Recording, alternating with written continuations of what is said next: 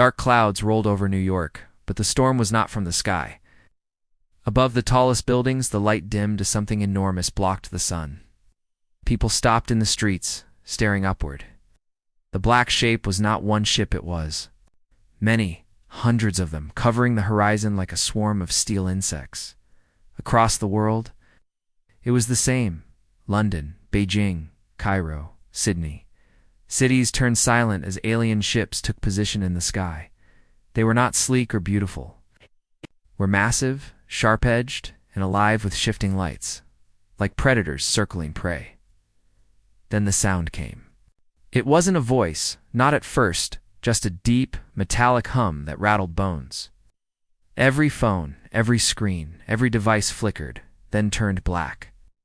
The hum stopped, and a cold, artificial voice spoke.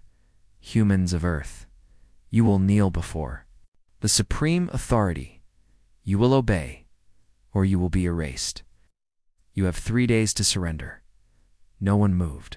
Voice continued, each word sharper, heavier. Submit your leaders. Hand over your weapons. Accept your place in the order of the galaxy. Resistance will mean extinction. The feed ended. The sky stayed dark. The ship stayed still. In an underground bunker in Geneva, the world's most powerful leaders gathered around a long table. The room smelled of metal and fear. Generals whispered in low voices. Economists argued about survival. Some leaders stared at the floor, as if they already accepted defeat. But in one corner of the table, a man in a dark uniform leaned back in his chair, smiling. He was General Aaron Kane, commander of Earth's Joint Defense Network. His smile was not nervous, it was amused. 3 days, said the President of the United Americas. We can't match their firepower, not in the open. Kane tapped the table with 2 fingers. They don't know what we have. The British Prime Minister frowned. General, you've seen the scans? Their fleet is hundreds of ships. They've crossed galaxies. This isn't like any war we fought. Kane's smile widened. True, but there's one thing they don't understand about humans. What's that? Asked the French president. Kane leaned forward. We don't kneel. Hours later, in a silent control room deep under the Nevada desert, technicians prepared a single message to send back to the alien fleet. One engineer hesitated, sir. Are we sure this is the right response? Kane nodded. It's the only one. The message was sent. In orbit aboard the alien flagship Dominion's Hand, Supreme Commander Velrith stood tall before his officers. He had crushed worlds, burned civilizations to ash, and made kings bow before him. Yet the human's message made no sense. It was not a plea. It was not a threat. It was sound. Laughter. Not polite laughter. Not mocking laughter. Deep, uncontrolled human laughter echoing through the command deck speakers. Some alien officers shifted uncomfortably. Velrith's eyes narrowed. What is this? Are laughing at us, Supreme Commander, said his communications officer. Velrith's jaw tightened. Prepare the first strike. Let them see the price of disrespect. Back on Earth, the laughter played in every control room, every war bunker, every intelligence center. But behind the humor was movement, quiet, precise movement. Satellites began to drift from their orbits, forming strange new positions. Civilian flights were grounded, without explanation. Submarines left their hidden bays and slipped into the deep oceans. Across the world, elite human units vanished from their bases. No one saw them leave. No one knew where they were going, in a darkened hangar under the Arctic ice. Engineers worked on something the size of a small building. It was covered in thick plating, glowing faintly with blue light. A man in a heavy coat whispered into a comlink, Project Helios is active. 3 days is enough. Above the clouds, Velrith studied a holographic model of Earth. Mark every population center, he ordered. If they will not kneel, they will burn. One of his officers hesitated. Commander, their planetary defenses are stronger than expected, Velrith snarled. No defense can stop the authority. But in the shadows of his mind, a thought lingered. He had seen the humans' faces on intercepted video feeds. They were not terrified. They were not hopeless. In their eyes was something Velreth had not seen in a long time: defiance. In the bunker in Geneva, Kane stood before a wall of screens showing alien ship positions. He raised a glass of water, sipped slowly, and said, "They think they've given us 3 days to surrender. In truth, they've given us 3 days to win." Outside, the alien ships hung in the sky like silent executioners. The countdown had begun, and somewhere in the dark, humanity was preparing an answer the galaxy would never forget. The alien fleet did not move for the first 24 hours. They floated above the planet like watchful predators, their black hulls glowing faintly with shifting patterns. In the streets below, people tried to return to normal life. But the constant shadow over the sky was impossible to ignore. In Washington, D.C., military command centers worked without rest. Screens showed the alien ships from every angle. Analysts tracked even the smallest movement. In the Situation Room, General Kane stood before the president. "They're scanning us," Kane said. "Every city, every power grid, every defense system. They think they see everything." The president looked uneasy. "Do they?" Kane smiled faintly. "No, not even close." While politicians argued about diplomacy, hidden teams moved into action. Cargo planes left airfields in the middle of the night, their destinations unknown. In the deep ocean, nuclear submarines shifted position, each carrying weapons that were never officially acknowledged. In the Sahara Desert, a camouflaged hatch opened and revealed a hidden runway. A black, angular aircraft rose into the night sky without lights, its engines whisper quiet. Inside, 2 pilots stared at the coordinates glowing on their displays. An alien cruiser, parked over the Atlantic high above. Aboard the alien flagship Dominion's Hand, Commander Velreth sat in his throne-like chair. His eyes narrowed as his navigation officer spoke. "Supreme Commander, several of our forward drones have stopped transmitting." "Destroyed?" Velreth asked. "Unknown. They simply vanished from the grid." Velreth's claws tapped against the armrest. "Crease. Patrols. Double the scans." Far below, in the icy waters of the North Atlantic, the USS Leviathan drifted silently. Inside its command deck, the captain received a single coded message from High Command: "Proceed to phase 1." The submarine rose just enough to bring its launch systems online. The crew worked in complete silence. Minutes later, a strange weapon slid from the launch tube. Not a torpedo, not a missile. It was a silver cylinder with glowing seams, humming softly like a living thing. The weapon shot upward, breaking through the waves. It didn't leave a trail.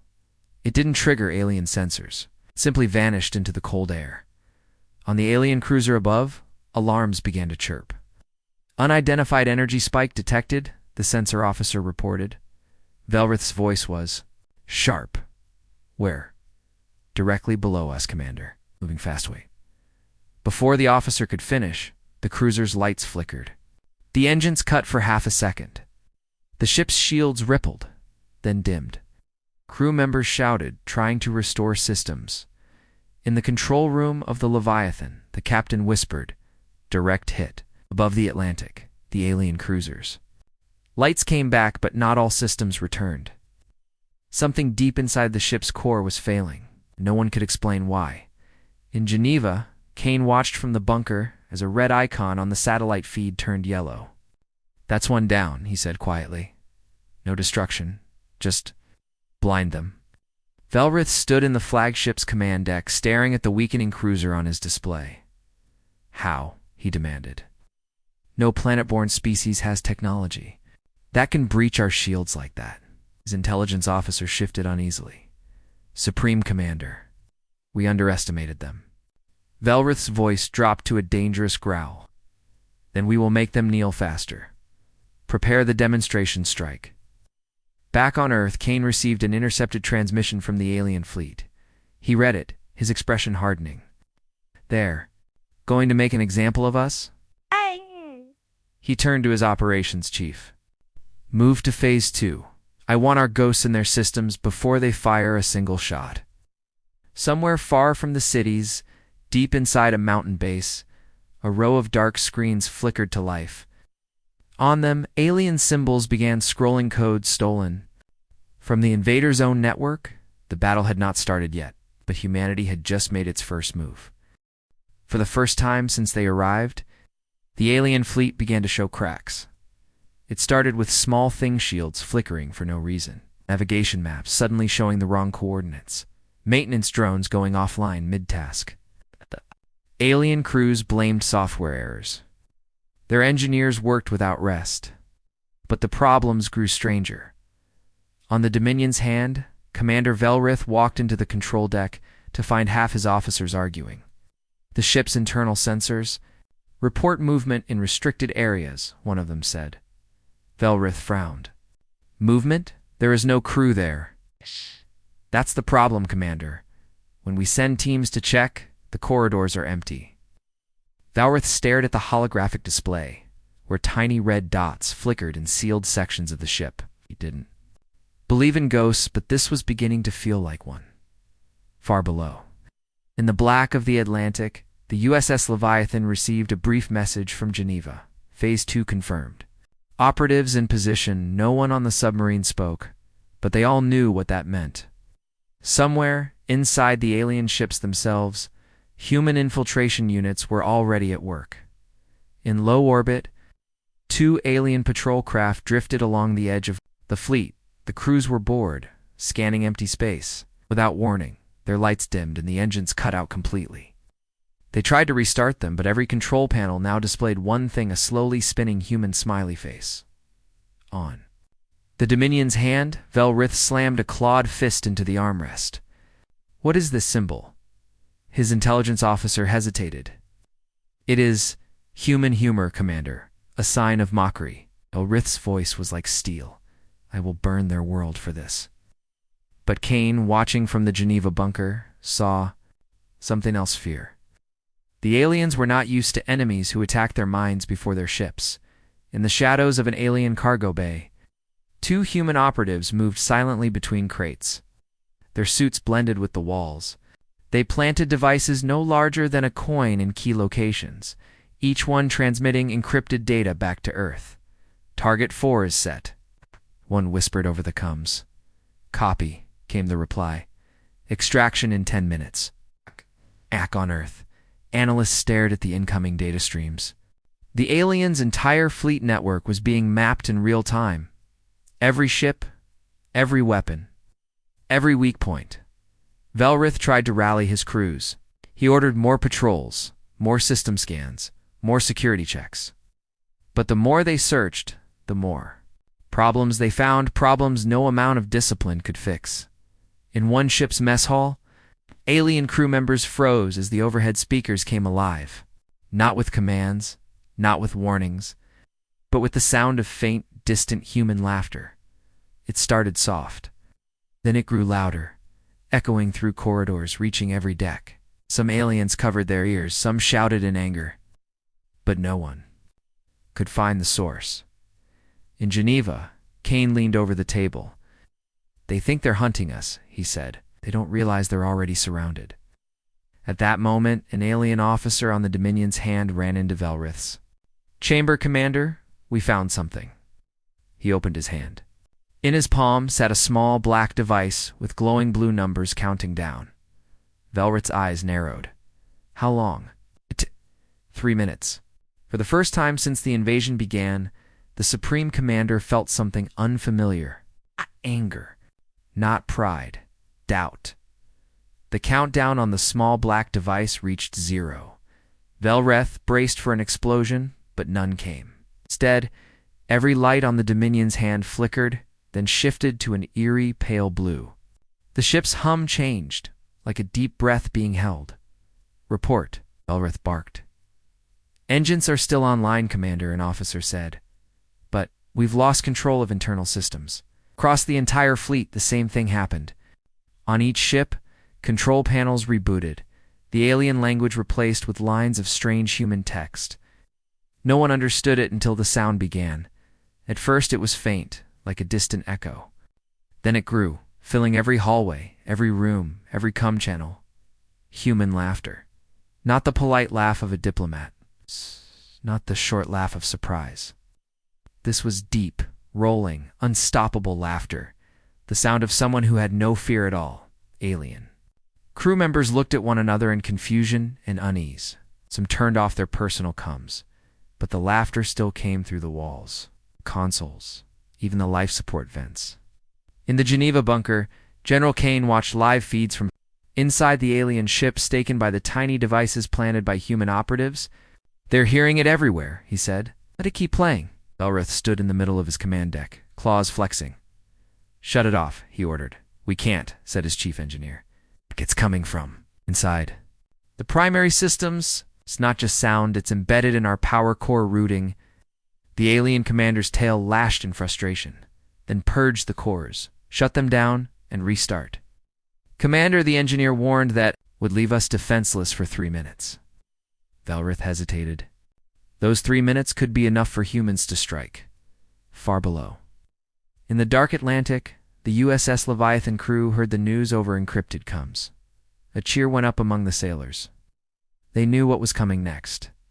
That night, Earth sent out a message on every open channel, not to the aliens privately, but to the entire galaxy. A human voice spoke calmly, clearly. "You came here to make us kneel. Instead, you will learn why no one in this galaxy laughs like we do." The message ended. And then, across the stars, the same human laughter filled the void, in alien fleet barracks. Soldiers covered their ears, unable to sleep.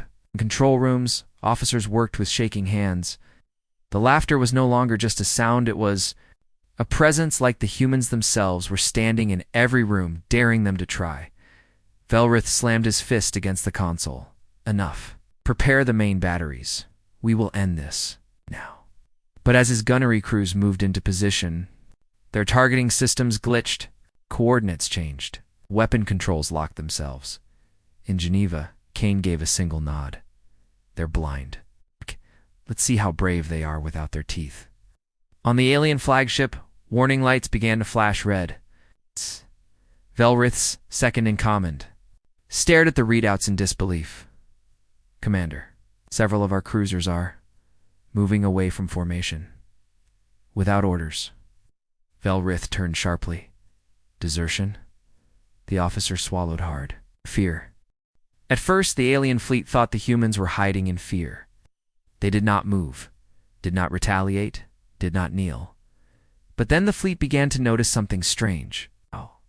Ships that had been hovering silently above oceans and deserts suddenly vanished from scans, only to appear elsewhere, sometimes inside the perimeter of their own formation. On the Dominion's hand, Supreme Commander Velrith slammed his clawed hand against the command console. "What trickery is this?" he demanded. One of his officers looked pale. "Sir, multiple unidentified vessels, peering from behind our flanks. We cannot identify their origin. They do not follow standard movement patterns." Velrith's eyes narrowed. "They are inside our formation." "Yes, Commander, and they are armed."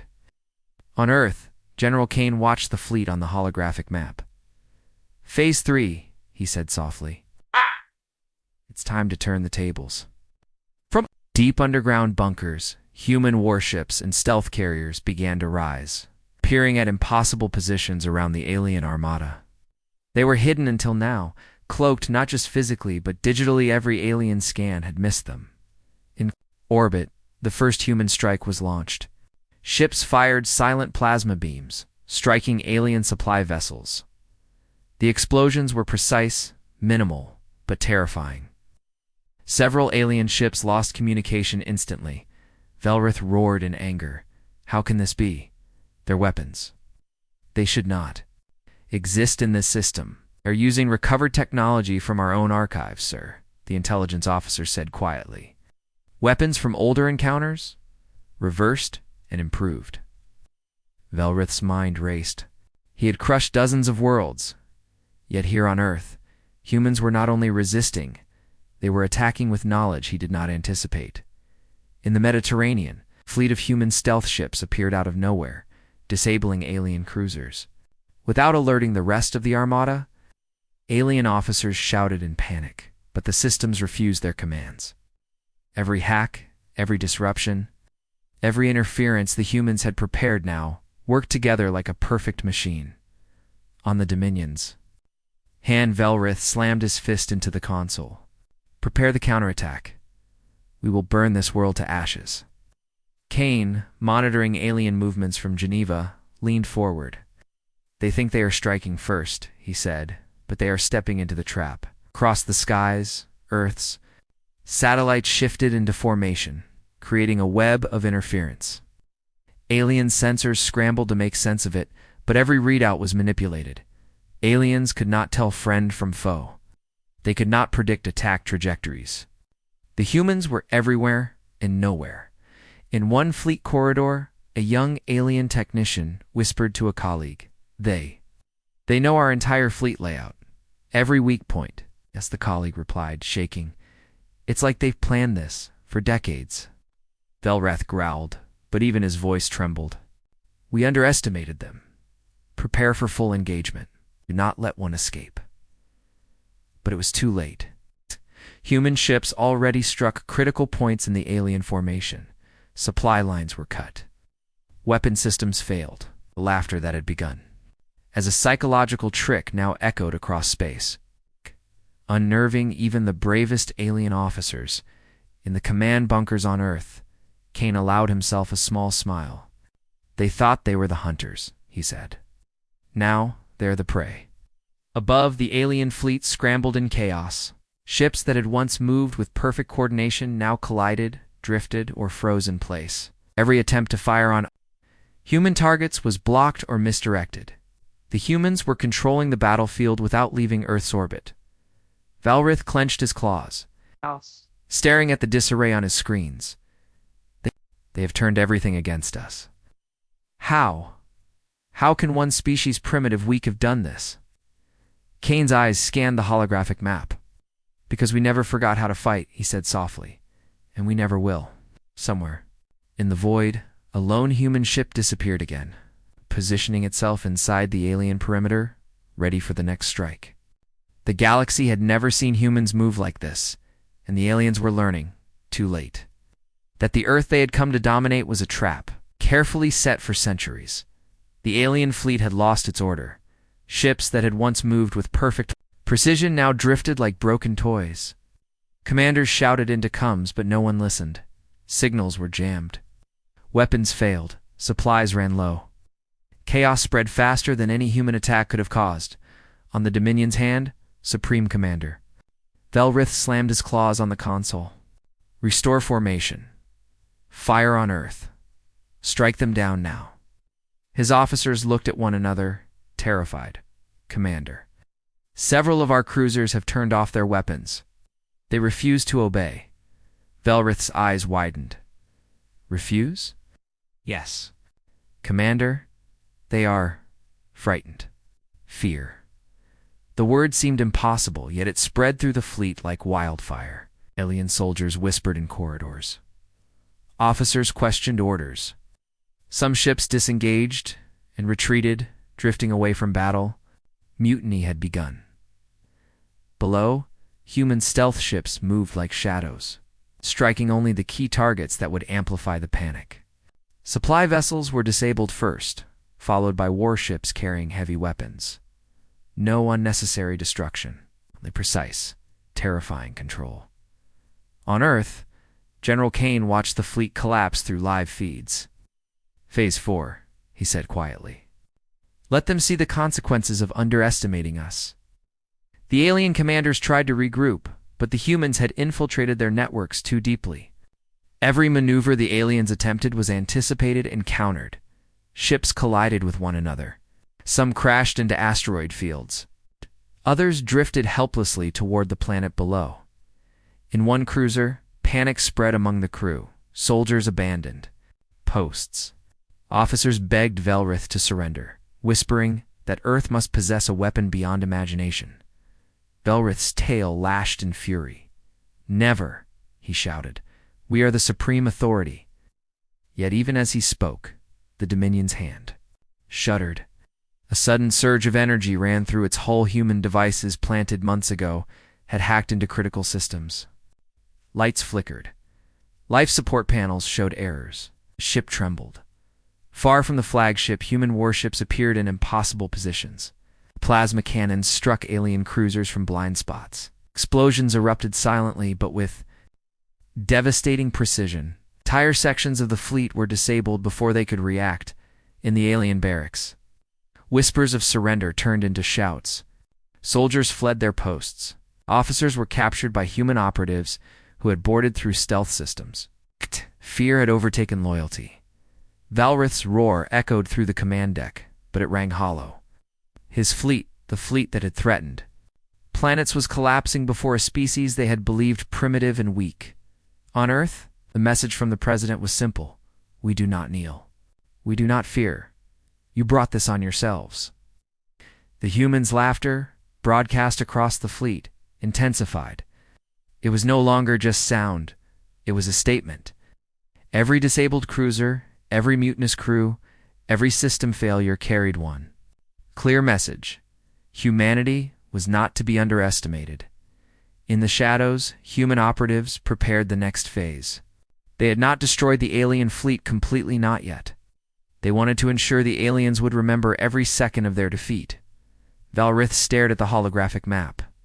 Realizing the impossible truth, supreme authority, the conqueror of worlds, was being destroyed by one planet Earth, and the humans had not even begun their full assault. Somewhere in deep space, a lone alien scout transmitted a final message before systems failed.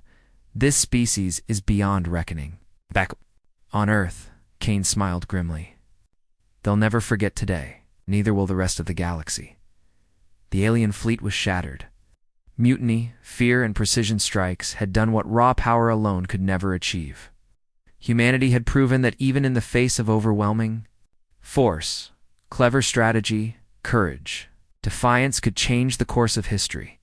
Above the planet, the last lights of the alien formation flickered and faded. The humans were ready for the final stage.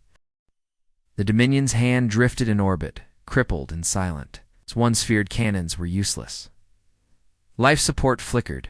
Every officer aboard knew their commander had lost control, yet none dared challenge him openly.